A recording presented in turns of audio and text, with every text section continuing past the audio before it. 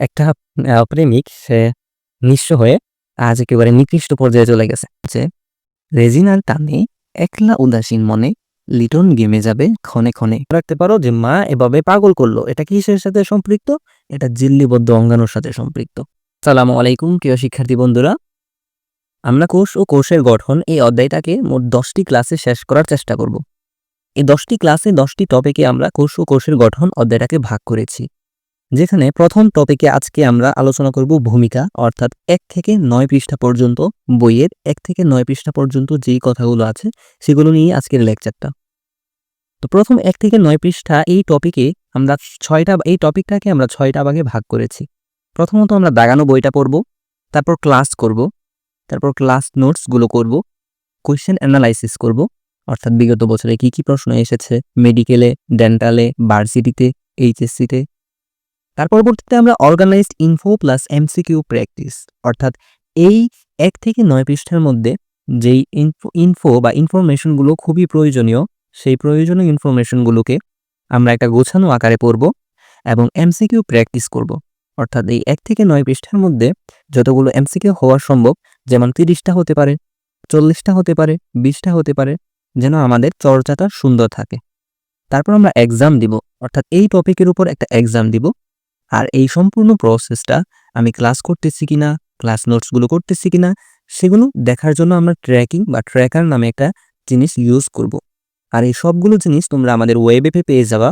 Web অ্যাপের link নিচে description বক্সে দেওয়া হবে, অথবা নিচে যদি ডেসক্রিপশন বক্সে কোনো হোয়াটসঅ্যাপ নাম্বার দেওয়া থাকে তাহলে সেই হোয়াটসঅ্যাপ নাম্বারে তুমি সরাসরি মেসেজ দিলে আমরা তোমাকে ওই ওয়েব অ্যাপের অ্যাক্সেসটা দিয়ে দিব।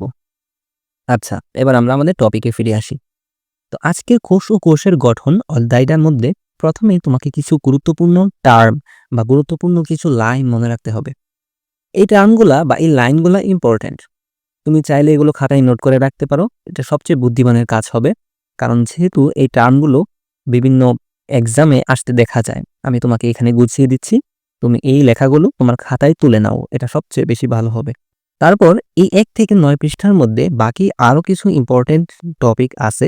ওই টপিকগুলো এখানে দেওয়ার বা এখানে বোঝার মতো তেমন কিছুই নেই। ওইখানে দাগানো বইটা তুমি যদি খুব ভালোভাবে পড়ো বা একবার পড়ো, তাহলে বাকি যেই টপিকগুলো আছে সেগুলো তুমি অটোমেটিক পারবা ইনশাল্লাহ। তো এই প্রথম 1 থেকে 9 পৃষ্ঠার মধ্যে তোমাকে সাজেস্ট করব যে অবশ্যই দাগানো বইটা ভালোভাবে পড়ো। আর হচ্ছে সবচেয়ে ইম্পর্টেন্ট যেটা এখানে, সেটা হচ্ছে এই ছকটা, যে আদর্শ উদ্ভিদ কোষের যে ছক তোমরা 9 নম্বর পৃষ্ঠায় দেখতে পাবা, সেই ছকটা হচ্ছে এখানে সবচেয়ে বেশি ইম্পর্টেন্ট। এই ছকটা সম্পর্কেই আজকের ক্লাসে আমরা আলোচনা করব এবং এই ছকটাকে কিভাবে একেবারে সুন্দর করে ঠুটস্থ করা যায় বা সুন্দর করে নিজের মস্তিষ্কের মধ্যে ধারণ করা যায়, সেটা নিয়ে পরবর্তী আলোচনা হবে। তো আদর্শ উদ্ভিদ কোষকে মূলত 2টা ভাগে ভাগ করা হয়। একটা হচ্ছে জড়বস্তু আর একটা হচ্ছে প্রোটোপ্লাজম বা কোষস্থ সজীব বস্তু।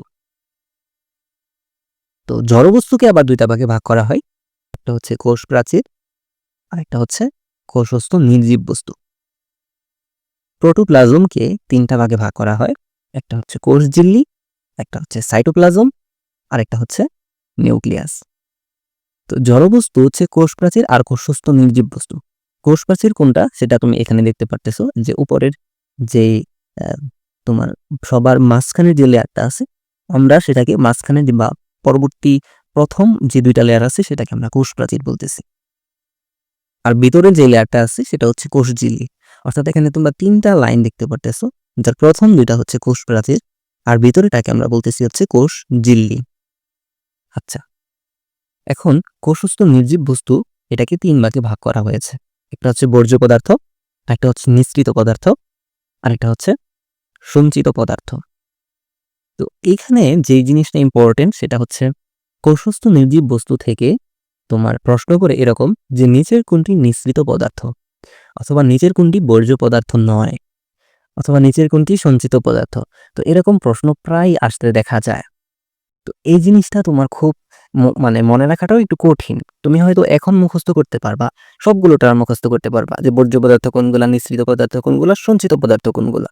এবং তোমাকে যদি আমি একটু পরে প্রশ্ন করি তাহলে তুমি প্রশ্নের সঠিকভাবে উত্তর দিতে পারবা।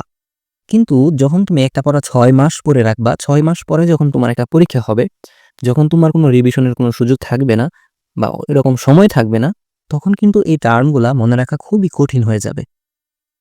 তো তখন যেন এই টার্মগুলো আজীবন মনে রাখতে পারো, অর্থাৎ পরীক্ষার আগেও যেন এই টার্মগুলো মনে থাকে, সেজন্য আমাদের দরকার স্মার্ট টেকনিক, যেটা ফলো করলে আমাদের এই টার্মগুলো মনে রাখা সহজ হবে। তো কোষস্থ বর্জ্য পদার্থ, নিঃসৃত পদার্থ এবং সঞ্চিত পদার্থ, এই তিনটা জিনিসকে মনে রাখার জন্য আমরা চলো একটা স্মার্ট টেকনিক ইউজ করি। সো কোষস্থ নির্জীব বস্তু, কোষস্থ নির্জীব বস্তুর মধ্যে নিঃসৃত পদার্থ যেটা আছে, নির্জীব বস্তুর মধ্যে নিঃসৃত পদার্থ যেটা আছে সেটাকে আমরা একটা সুন্দর ছন্দ দিয়ে শিখব, আর সঞ্চিত পদার্থকেও একটা টেকনিক দিয়ে শিখব। তো প্রথমে যাই নিঃসৃত পদার্থ। নিঃসৃত পদার্থ মনে রাখার জন্য তোমাদেরকে একটা সুন্দর গল্প বলি। এই গল্পটা যদি তুমি মনে রাখতে পারো, তাহলে নিঃসৃত পদার্থ তোমার ভোলার সম্ভাবনা একেবারে কমে যাবে। সেটা হচ্ছে, একটা প্রেমিক, সে নিঃস্ব হয়ে আজ একেবারে নিকৃষ্ট পর্যায়ে চলে গেছে। অর্থাৎ একসময় সে প্রেম করত, এখনো প্রেম করে, হয়তো জানি না এখনো প্রেম করে কিনা। তো সে এখন নিঃস্ব হয়ে গেছে, নিঃস্ব হয়ে এখন সে নিকৃষ্ট হয়ে গেছে। সচরাচর যেটা হয়, প্রথমে মানুষ প্রেম করে, তারপর ছেঁকা খায়, তারপর সিগারেট ধরে, তারপর সিগারেট থেকে আরো কিছু গাঞ্জা বা এরকম কিছু। তো নেশার পরবর্তী পর্যায়ে যেতে যেতে তার জীবনটা হয়ে ওঠে নিকৃষ্ট একটা পর্যায়ের জীবন। সবকিছুর শুরুটা হয় কিন্তু এই প্রথম প্রেমের মাধ্যমে। তো এটা থেকে সাবধান, এটা কখনোই যাওয়া যাবে না ওইদিকে। ওইদিকে যাওয়া মানে আগুনে লাফ দেওয়া। তো যাই হোক, সেটা অন্য টপিক, অন্যদিন আলোচনা করা যাবে। তো এই নিঃস্ব থেকে মনে রাখবা নিঃসৃত পদার্থ, আর হয়ে থেকে হচ্ছে হরমোন, আর প্রেমিক থেকে পিগমেন্ট, আর আজ থেকে এনজাইম, এবং নিকৃষ্ট থেকে নেকটার। দেখো, প্রত্যেকটা জিনিস কিন্তু খুব সুন্দরভাবে মিলে যাচ্ছে। তো আজ থেকে নিঃসৃত পদার্থ মানে কি? নিঃস্ব হয়ে প্রেমিক আজ নিকৃষ্ট। তুমি যদি এই কথাটা মনে রাখতে পারো, তাহলে বাকি যে 4টা টার্ম আছে, হরমোন, পিগমেন্ট, এনজাইম, নেকটার, এগুলো তোমার মাথায় অটোমেটিক চলে আসবে তুমি যদি একবার পড়ো, অথবা ক্লাস নোটটা করলেই তুমি এটা পারবে ইনশাল্লাহ। তারপর হচ্ছে সঞ্চিত পদার্থ। সঞ্চিত পদার্থ হচ্ছে সঞ্চিত শর্করা, আমিষ এবং চর্বি। এইভাবে তুমি মনে রাখতে পারো। আমরা বলি না যে শর্করা, আমিষ, চর্বি, তারপরে কি শর্করা, আমিষ, চর্বি, ভিটামিন, খনিজ লবণ, পানি, এটা হচ্ছে 6টা আমাদের সুষম খাদ্যের উপাদান। তো এখানে তুমি 3টা মনে রাখো, শর্করা, আমিষ আর চর্বি, এই 3টা সঞ্চিত পদার্থ। তবে মনে রাখবা, শর্করা কিন্তু সঞ্চিত না, আমিষ কিন্তু সঞ্চিত না, চর্বিও কিন্তু সঞ্চিত না। সঞ্চিত হচ্ছে কার্বোহাইড্রেট বা শ্বেতসার, সঞ্চিত হচ্ছে প্রোটিন, সঞ্চিত হচ্ছে লিপিড। বুঝতে পারছো? এখানে শর্করা, আমিষ এবং চর্বি এটা আমরা টেকনিকের জন্য ইউজ করেছি, কিন্তু মূলত এখানে শর্করা সঞ্চিত হিসাবে থাকে না, আমিষ সঞ্চিত হিসাবে থাকে না, চর্বি সঞ্চিত হিসাবে থাকে না। সঞ্চিত হিসাবে থাকে হচ্ছে কার্বোহাইড্রেট, প্রোটিন এবং লিপিড। কার্বোহাইড্রেট, প্রোটিন এবং লিপিড, সুষম খাদ্য 6টি, যার মধ্যে 3টি সঞ্চিত থাকবে, শর্করা, আমিষ ও চর্বি। কিন্তু শর্করার একটা ফর্ম হচ্ছে শ্বেতসার বা কার্বোহাইড্রেট, আর আমিষের প্রোটিন, আর চর্বির হচ্ছে লিপিড। তো এভাবে আমরা শেষ করে ফেললাম সঞ্চিত পদার্থ এবং নিঃসৃত পদার্থ। তো এখন চলো আমরা বর্জ্য পদার্থটাকে শেষ করে ফেলি। তো বর্জ্য পদার্থটাকে শেষ করার জন্য আমরা আরেকটা ছন্দ ইউজ করব, যে একটা ছন্দ ব্যবহার করে আমরা, বা একটা গল্প ইউজ করব। গল্প বলা যায় অথবা ছন্দ বলা যায়, তুমি এটাকে যাই বলো। তো এই একটা ছন্দ বা গল্পের মাধ্যমে আমরা বর্জ্য পদার্থটাকে একবারে শেষ করে ফেলবো, যেন আমরা পরীক্ষার আগেও সুন্দরভাবে মনে রাখতে পারি এবং এক্সামের আনসারটা সুন্দরভাবে করতে পারি। তো বর্জ্য পদার্থ মনে রাখার জন্য তোমার একটা গল্প মনে রাখো, যে রেজিনার টানে একলা উদাসীন মনে লিটন গেমে যাবে ক্ষণে ক্ষণে। তো এটার কোনো মানে নেই, এটার মানে খুঁজতে গেলে সমস্যা। এটার কোনো মানে নেই, এটার মানে যদি তুমি খুঁজতে যাও তাহলে সমস্যা। রেজিনা টানে একলা উদাসীন মনে লিটন গেমে যাবে ক্ষণে ক্ষণে। তুমি জাস্ট এটা মনে রাখবা যে বর্জ্য পদার্থ থেকে রেজিনা, রেজিনা টানে একলা উদাসীন মনে লিটন গেমে যাবে ক্ষণে ক্ষণে। এখানে রেজিনা থেকে রেজিন, টানে থেকে টেনিন, একলা থেকে অ্যালকালয়েড, উদাসীন থেকে উদ্ধায়ী তেল, আর মনে থেকে হচ্ছে মনে থেকে কিছুই নাই, এখানে মনেটা একটু ক্রস যাবে। আর লিটন থেকে ল্যাটেক্স, গেমে থেকে ঘাম, আর যাবে থেকে জৈব অ্যাসিড, ক্ষণে ক্ষণে থেকে খনিজ পদার্থ। দেখো, প্রত্যেকটা টার্মের সাথে প্রত্যেকটা টার্ম একদম ঘনিষ্ঠভাবে মিলে যাচ্ছে। রেজিনা থেকে রেজিন, টানে থেকে টেনিন, একলা থেকে অ্যালকালয়েড, উদাসীন থেকে উদ্দায়ী তেল, মনে থেকে কিছুই হবে না, মনে মনে থাকে ওইটা। আর লিটন থেকে ল্যাটেক্স, গেমে থেকে গাম, যাবে থেকে জৈব অ্যাসিড, আর ক্ষণে ক্ষণে থেকে খনিজ পদার্থ। তো কত সুন্দরভাবে মিলে গেল না? তাহলে তুমি বর্জ্য পদার্থটা আর কখনো ভোলার সম্ভাবনা নেই। তুমি এটা খাতায় লিখে ফেলো, লিখে ফেলে তুমি ১ বার ২ বার পড়ো, পড়ার পর দেখবে ইনশাআল্লাহ বর্জ্য পদার্থটা সুন্দরভাবে শেষ হয়ে গেছে। আচ্ছা, এবার আমরা আবার এই ছকে আসি। এই ছকে আমরা এখন পর্যন্ত কোষস্থ নির্জীব বস্তুর যে ৩ টা প্রকারভেদ আছে, সেই ৩ টা প্রকারভেদ আমরা পড়ে ফেলেছি। বর্জ্য পদার্থ, নিঃসৃত পদার্থ এবং সঞ্চিত পদার্থ। এবার চলো প্রোটোপ্লাজমে যাই। প্রোটোপ্লাজমে বা কোষস্থ সজীব বস্তু যেটা, সেটা হচ্ছে তোমার কোষঝিল্লি, সাইটোপ্লাজম এবং নিউক্লিয়াস। সো কোষঝিল্লি তো কোনটা আমরা এই চিত্রের মধ্যে সেটা আমরা দেখিয়েছি এবং এখানে সুন্দর স্পষ্টভাবে দেওয়া আছে। আর সাইটোপ্লাজম হচ্ছে কোষঝিল্লির ভিতরে যে সাইটোপ্লাজমকে আমরা ২ টা ভাগে ভাগ করছি। সাইটোপ্লাজম কোষঝিল্লির ভিতরের সম্পূর্ণ অংশটাকেই মূলত এই সম্পূর্ণ অংশটাকেই মূলত আমরা সাইটোপ্লাজম ধরতে পারি। ঠিক আছে? আর এই সাইটোপ্লাজমের ভিতরে তোমার কি বলে, এই ২ টা ভাগে ভাগ করা যায় সাইটোপ্লাজমকে। সাইটোমাত্রিকা বা সাইটোসোল আর বিভিন্ন অঙ্গাণু থাকে। যেমন এখানে আমরা দেখতে পারতেছি মাইটোকন্ড্রিয়া আছে, এন্ডোপ্লাজমিক রেটিকুলাম আছে। আর সাইটোসোল হচ্ছে কোষস্থ যে তরল পদার্থটা বা সাইটোমাত্রিকাটা, সেটা হচ্ছে সাইটোসোল। সাইটোমাত্রিকা বা সাইটোসোল। তো সাইটোপ্লাজমের বিভিন্ন যে অঙ্গাণুগুলো আছে সাইটোপ্লাজমের মধ্যে, সেই অঙ্গাণুগুলোকে আবার ২ ভাগে ভাগ করা যায়। একটা হচ্ছে ঝিল্লিবদ্ধ, একটা হচ্ছে ঝিল্লিবিহীন। আর নিউক্লিয়াস তো পাশে আছেই। তো এখন আমরা যেটা পড়বো সেটা হচ্ছে কোষঝিল্লি কি আমরা চিনছি। সাইটোপ্লাজমকে যে ২ টা ভাগে ভাগ করা হয় সেটা আমরা বুঝতে পারলাম। যে একটা হচ্ছে সাইটোমাত্রিকা বা সাইটোসোল, আর একটা হচ্ছে বিভিন্ন অঙ্গাণু।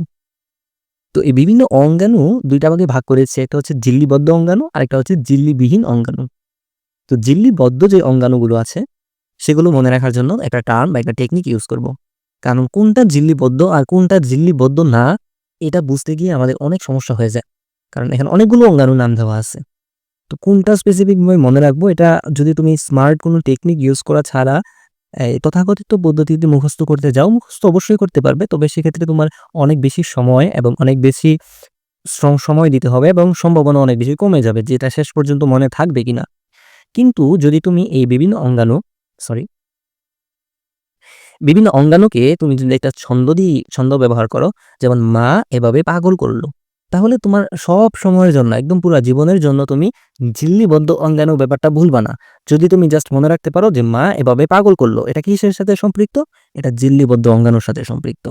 মা থেকে মাইটোকন্ড্রিয়া, এ থেকে হচ্ছে এন্ডোপ্লাজমিক রেটিকুলাম, ভা থেকে হচ্ছে বেকিউল, আর বে থেকে হচ্ছে বেসিকল। দেখো, আবার দেখো, মা থেকে মাইটোকন্ড্রিয়া, এভাবে এ থেকে হচ্ছে এন্ডোপ্লাজমিক রেটিকুলাম, আর ভা থেকে হচ্ছে বেকিউল, আর বে থেকে হচ্ছে বেসিকল, পা থেকে হচ্ছে পারক্সিজম, গ থেকে হচ্ছে গোলগি বডি, আর ল থেকে হচ্ছে লাইসোজোম, আর করলো থেকে ক্লোরোপ্লাস্ট বা প্লাস্টিড। তো ঝিল্লিবদ্ধ অঙ্গাণু কিন্তু আমরা শিখে ফেললাম। এই ছন্দটা তুমি তোমার খাতায় লিখো, লেখার পর ২-৩ বার প্র্যাকটিস করো, আর কখনো ভুলার সম্ভাবনা নাই। তারপর হচ্ছে ঝিল্লিবিহীন অঙ্গাণু যেটা আছে, ভুলার সম্ভাবনা নাই বলতে বোঝাচ্ছি ভুলার সম্ভাবনা কম। ভুলার সম্ভাবনা অবশ্যই আছে, আমরা ভুলবো, এটাই স্বাভাবিক। আমাদের মস্তিষ্ক এরকমভাবে ডিজাইন করা যে মানুষ ভুলে যাওয়া প্রবণ। তো ভুলবো অবশ্যই, বাট সেই ভুলার সম্ভাবনাটা অনেক কমে যাবে যদি তুমি এভাবে পড়তে পারো। আচ্ছা, এবার আমরা ঝিল্লিবিহীন অঙ্গাণুর দিকে যাই। তো ঝিল্লিবিহীন অঙ্গাণু হচ্ছে মা এভাবে পাগল করলো, এই কয়েকটার মধ্যে আমরা যে ৮টা নাম পেয়েছি, এই ৮টা নাম বাদে বাকি যত নাম আছে অঙ্গাণুর, সবগুলো অঙ্গাণুই ঝিল্লিবিহীন অঙ্গাণু। সিম্পলি মনে রাখো। তো তোমার স্পেসিফিকলি আবার ভালো ক্লিয়ার করে অন্য কোনোভাবে মুখস্থ করার কোনো দরকার নেই। তারপরেও তুমি নামগুলো এখানে দেখে রাখো যে ঝিল্লিবিহীন অঙ্গাণু কোনগুলো। Microfilament, microtubules, ribosome. একটা কথা মনে রাখবে সবসময় যে রাইবোজোম ঝিল্লিবিহীন অঙ্গাণু কিনা এটা প্রায় পরীক্ষায় আসতে দেখা যায়। বিশেষ করে রাইবোজোম আর সেন্ট্রিওল, এই ২টা জিনিস প্রায় আসতে দেখা যায় যে রাইবোজোম ঝিল্লিবিহীন নাকি ঝিল্লিবদ্ধ। এটা ঝিল্লিবিহীন, ঠিক আছে। তারপর হচ্ছে প্রোটিওজোম, সেন্ট্রিওল আর ইন্টারমিডিয়েট ফিলামেন্ট। এই ৬টা হচ্ছে তোমার ঝিল্লিবিহীন অঙ্গাণু। আর বাকি ৮টা আমরা শিখেছি ছন্দের মাধ্যমে কোনটা ঝিল্লিবদ্ধ অঙ্গাণু। তো এখন আমরা শিখে ফেললাম যে ঝিল্লিবদ্ধ অঙ্গাণু কোনগুলো আর ঝিল্লিবিহীন অঙ্গাণু কোনগুলো। আর বাকি আছে নিউক্লিয়াস। এটা আমরা নিউক্লিয়াস চ্যাপ্টারে পড়বো। আর হচ্ছে কোষঝিল্লিও আমরা পরবর্তী লেকচারে পড়বো ইনশাআল্লাহ।